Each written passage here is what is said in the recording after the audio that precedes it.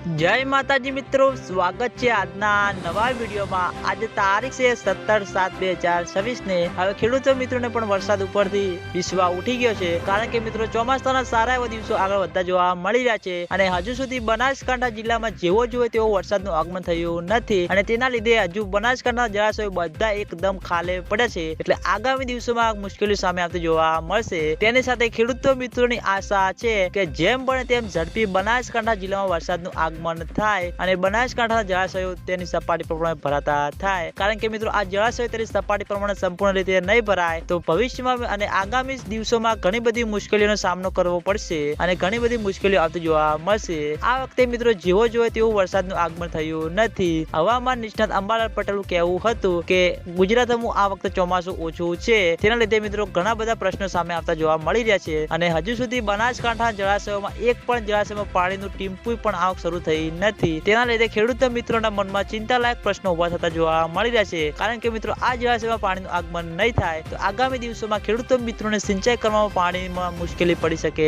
છે। એટલે ખેડૂતો મિત્રોની આશા છે કે જેમ બને તેમ ઝડપી બનાસકાંઠા જિલ્લામાં વરસાદનું આગમન થાય અને બનાસકાંઠા જળાશયો ભરાતા થાય। તો મિત્રો આગામી દિવસોમાં હવામાન નિષ્ણાત એક નવો ગુજરાતમાં રાઉન્ડ આવી રહ્યો છે, તેના લીધે ખેડૂતો મિત્રોની આશા છે કે જેમ બને તેમ બનાસકાંઠા જિલ્લામાં સારો એવો વરસાદ વરસે અને બનાસકાંઠાના જળાશયો ભરાતા થાય। તો મિત્રો થોડાક દિવસો પછી વરસાદનો નવો રાઉન્ડ આવે છે, તેમાં વરસાદનું આગમન થશે અને આજના વિડીયોમાં આટલું હતું। તમે બધા અમારી ચેનલ ઉપર નવા હોય તો વિડીયોને લાઈક કરી દેજો, કોમેન્ટ કરી દેજો અને ચેનલને સબસ્ક્રાઇબ પણ કરી દેજો, જેથી કરીને અમે દાંતીવાડા ડેમ, સીપુ ડેમ અને મુક્તેશ્વર ડેમના તાજા અને લાઈવ સમાચાર લઈને આવીએ તો સૌથી પહેલા તમને ખબર પડી જાય। તો મિત્રો જય માતાજી।